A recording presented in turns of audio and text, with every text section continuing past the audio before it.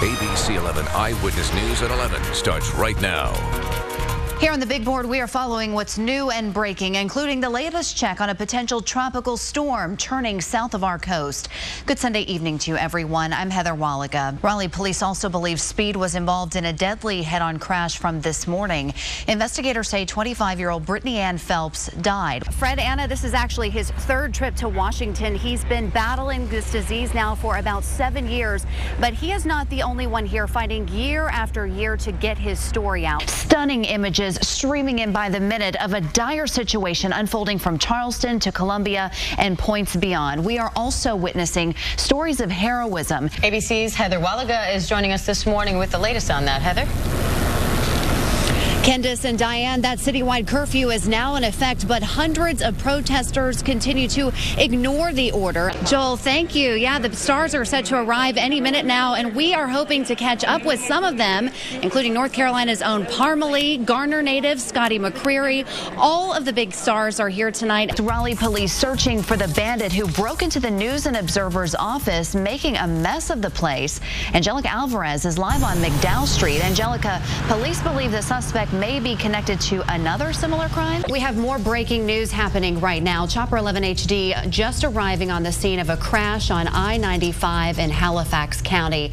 A camper there pretty much demolished. This is 95 southbound near mile marker 160, just outside of Roanoke Rapids. We have no details on injuries at this point yet, but you can see traffic still moving pretty freely. A person injured in a Cumberland County shooting is out of the hospital and recovering. Deputies say it happened overnight on High Pony Road near Hope Mills. Our crew on the scene tells us the victim managed to get to a home nearby and call for help. We're having a lot of fun out here, Joel. You know, Duke fans are more confident than ever with Kentucky out and a matchup tomorrow night against a team they have already beaten once this season, and they are looking forward to bringing home their 5th NCAA championship. The shaking you can see with our camera right there in the front of the Raleigh Eyewitness News Center is proof that it is a blustery day. Liz Horton is tracking it all for us here in the First Alert Storm Center. And it's not just that wind we're concerned about, but all this rain falling all over the place. Yeah, it's been really bad. There we are in all our glory in the parking lot of the ABC 11 studios, getting soaked by buckets of freezing cold water.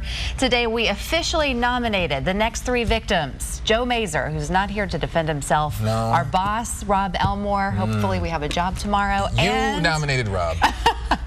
And Guzzy. And Guzzy. Oh. So what Who just happens to be here with us. Nice how that worked out. What a beautiful dress you're wearing. I'm sorry, it's going to have to get soaked with ice cold water. It's beautiful outside, 72 degrees, lots of blue skies. The weather picture perfect today, and Liz says Labor Day is looking fantastic.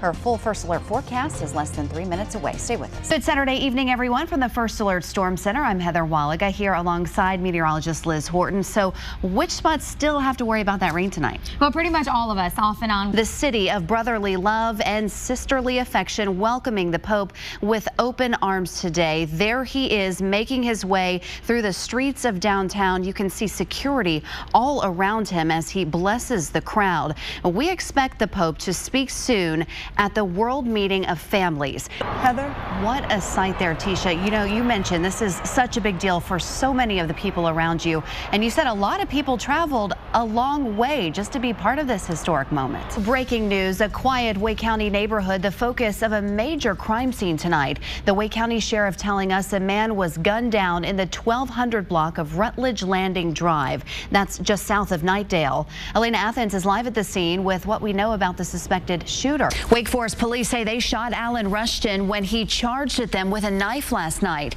Anthony Wilson has more from those calls and new reaction from neighbors. Good to see everyone on a Saturday evening. I'm Joel Brown. And I'm Heather Waliga. Right now at 6, a Raleigh used car salesman is facing charges for allegedly giving his customers more than they bargained for.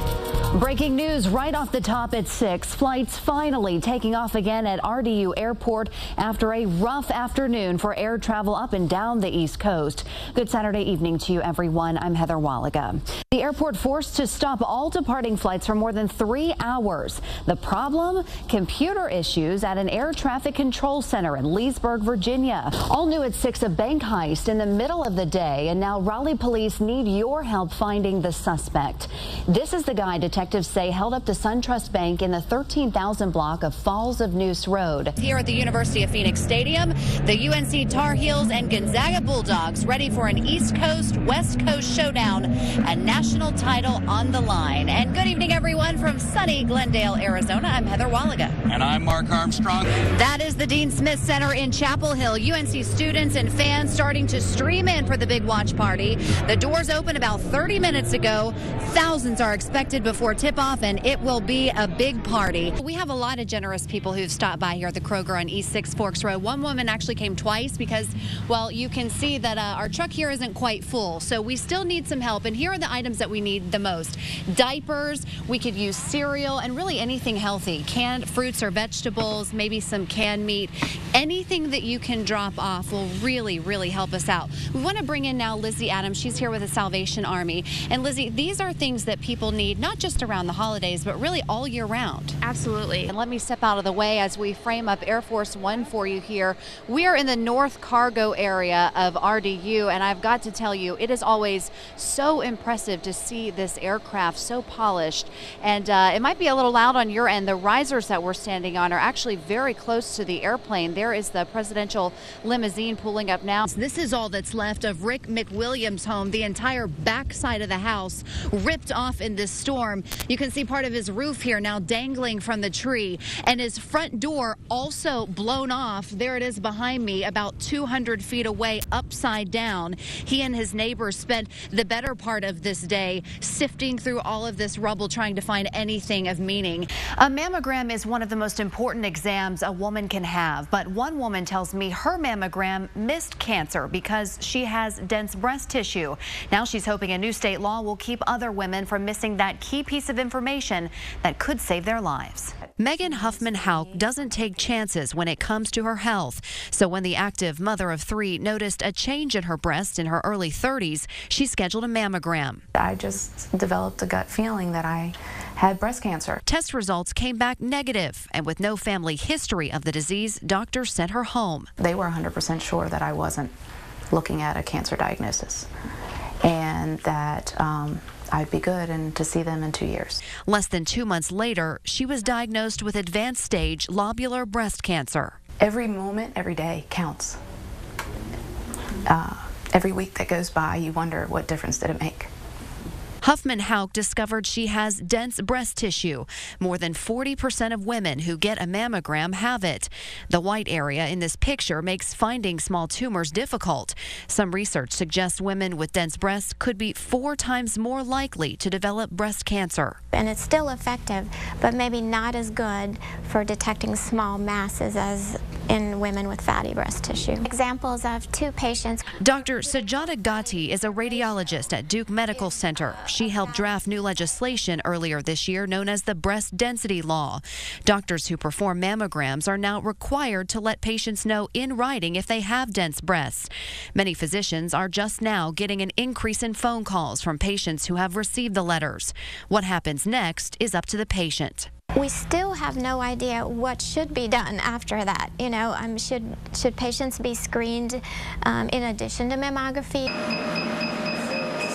WakeMed Carey now offers 3D mammography. The newly FDA-approved technology allows doctors to see directly through the tissue with a series of arc-shaped pictures. It's now considered one of the best diagnostic tools for women with dense breasts and could eventually replace mammograms. We are detecting cancers with this technology that in the past would have never been detected.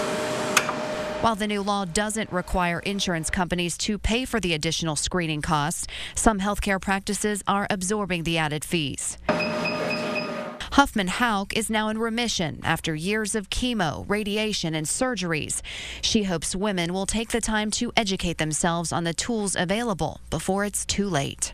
This law will assist patients who do have those concerns to potentially take it that next step. And then maybe they won't have to wait till later on when things become more apparent.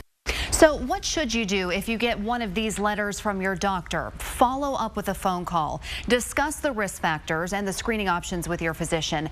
For more information on the types of screening available, you can head to our website, abc11.com. For the I-Team, Heather Waliga, ABC 11 Eyewitness News. It was one of the deadliest school shootings in U.S. history. A nation watching in horror as a bloody scene played out at Sandy Hook Elementary. States across the country were forced to rethink the way they protect students, scrambling to make schools intruder-proof. It became very apparent to us we needed to ramp up our security systems for public schools. Dr. Ben Matthews oversees building plans at the North Carolina Department of Public Instruction. From the blueprints to the fortress-like materials proposed for new schools across the state, he reviews every option on the table. These are 44 Magnum bullets. This is bulletproof glass built to withstand one of the most powerful handguns on the market. It's now installed at the Pentagon. Put in front of a window. This whiteboard, also bulletproof, fits inside a student's backpack and can be used as a shield in the event of a shooting on campus. But it's an expense item, and the bottom line, unfortunately, in many of these instances, is having enough funds to do these things. But some local school districts aren't letting money stand in the way of safety. Welcome to Richland Creek Elementary. How may I help you? Richland Creek Elementary in Wake County has some of the latest technology, and soon it will be in every new school in the county. The only way a visitor can get into this building is through this brand new buzz-in system. Once I hit this button, someone on the other side of the camera will unlock the door. But once I'm inside, I still have to wait inside this vestibule before I can get access to the school. The legislature just last session put a statute in place requiring panic alarms in all the schools. By 2015, every school in the state must install one. Johnston County schools already have them. For safety reasons, we aren't allowed to show you what they look like. When the buttons hit, it automatically sends off the alert, and authorities know what that means. David Pierce, principal of Four Oaks Elementary, calls it an added peace of mind, easily accessed by teachers and administrators in several locations of his school. Four Oaks also now has a keyless entry system at each door. They're monitored by security cameras strategically placed to view every corner of the campus. I can see this anywhere that I'm on our school's network, including his cell phone. I knew keeping kids safe would be a part of my job and educating our future, but I never thought I would have to be worried about the livelihood. Is your school prepared to deal with an armed intruder? To the best of our ability, we are ready. I think in any instance, you never want to live that day. We all are prepared and know that it could happen to us. More than half of North Carolina's schools have already installed panic alarms. The General Assembly set aside $2 million in matching funds to help with the cost. Lawmakers earmarked another $7 million to beef up school resource officers across the state. Tomorrow, I'll take you inside their specialized training and show you how it's changing the way they keep your kids safe. For the I-Team, Heather Waliga, ABC 11 Eyewitness News. No justice, no peace, no racism, no peace. For a third straight night, protesters took to the streets of Charlotte. A heavy police presence, backed up by more than 400 National Guard troops, didn't deter crowds from demonstrating against the fatal police shooting of Keith Lamont Scott, a 43-year-old black man. Scott was shot Tuesday by a black officer, Brentley Vinson. Police say Scott refused their commands to drop a handgun, which they say was recovered at the scene. Some witnesses say Scott had no gun. Others say he held a book. Thursday, authorities allowed Scott's family their first look at videos of the incident. In a statement, their lawyers said, after watching the videos, the family again has more questions than answers. When he was shot and killed, Mr. Scott's hands were by his side, and he was slowly walking backwards. Police say they will not make the videos public until the investigation is over. This family does not agree with rioting or innocent individuals being injured or killed. On Wednesday, demonstrations turned to bedlam as angry crowds clashed with police. Tear gas and flash grenades were not enough to keep protesters, some masking their faces, from smashing windows and blocking roads. This man was shot, police say not by them. He later died. And at one point, protesters blocked part of the interstate just outside of Uptown. Police had to deploy tear gas to disperse the crowds.